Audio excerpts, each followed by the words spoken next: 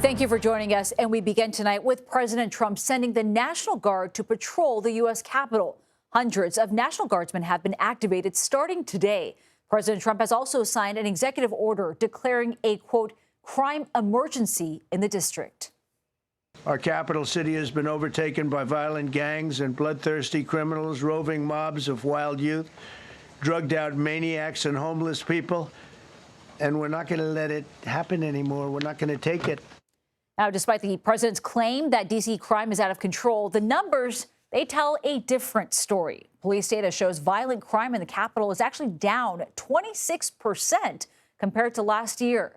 The D.C. Attorney General, who handles legal challenges on behalf of the district, said in a statement, quote, the administration's actions are unprecedented, unnecessary, and unlawful. He adds, we are considering all of our options and will do what is necessary to protect the rights and safety of district residents.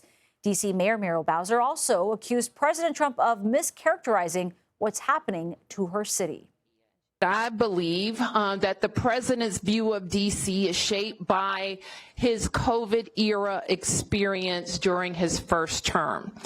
And it is true that those were more challenging times, but we worked quickly to put laws in place and tactics that got violent offenders off our streets and gave our police officers more tools.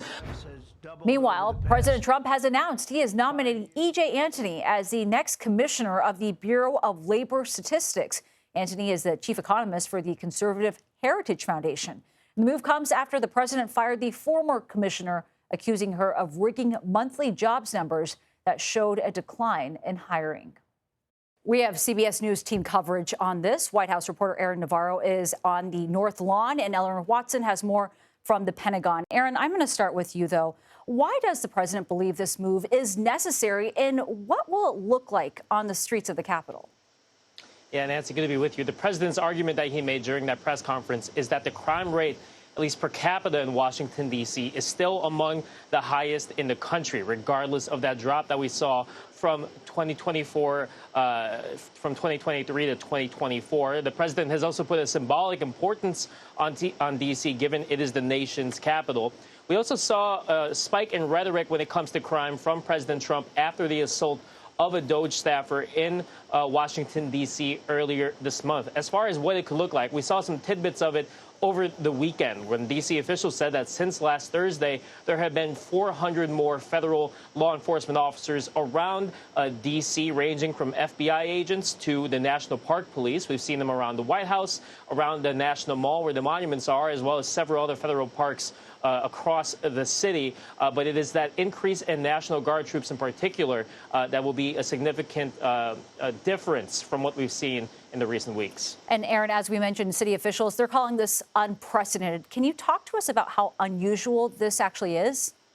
Yeah, this is something that, according to law, can only happen in D.C. in terms of the federal government full-on taking over the police department. And that is in Section 740 of the D.C. Home Rule Act. And that's the specific lever that President Trump is using to control the Metropolitan Police that gives him that, quote, emergency power. And from talking to criminal justice experts, this is not something that has been used before. So there is no, quote, playbook on how this would actually work. We heard from President Trump as well as the D.C. mayor that it'll be Attorney General Pam Bondi that will be overseeing the police department here in D.C.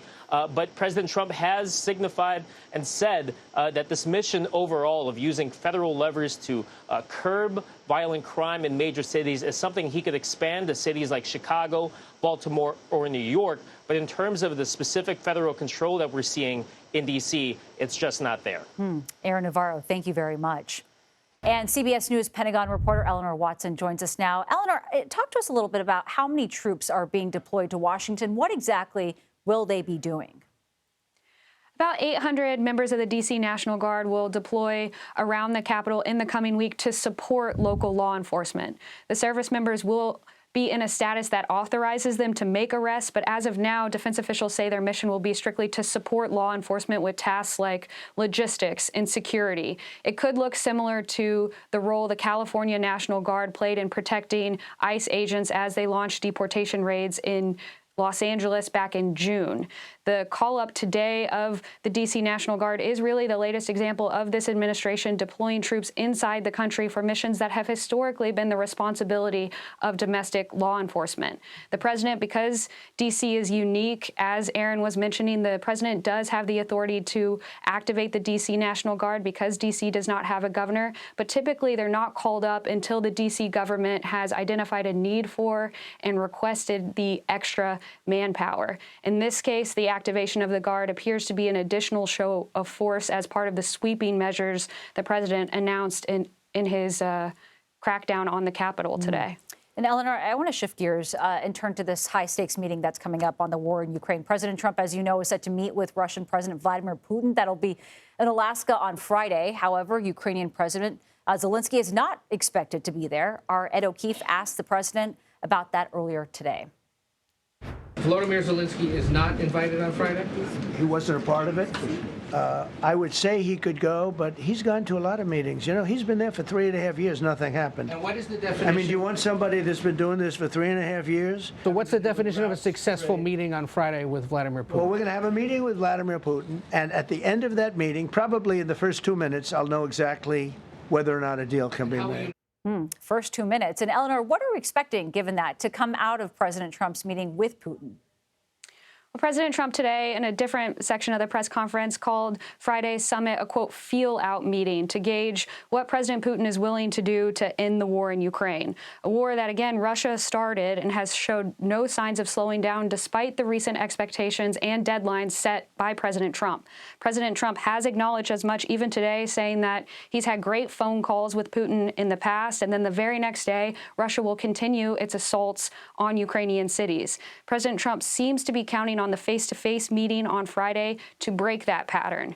Ukraine's President Zelensky is not expected to attend, in part because President Putin requested the meeting with Trump. And President Putin has said as recently as last week that he will not meet with President Zelensky until certain conditions are met.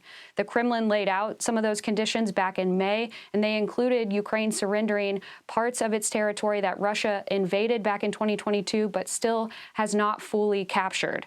That land is likely to be on the agenda on Friday because President Trump has mentioned discussing land swaps with President Putin of land between Russia and Ukraine, a suggestion that, although pretty vague, is something that President Zelensky has already criticized and preemptively rejected because all Ukraine has been fighting for the past 3 years is its own land back.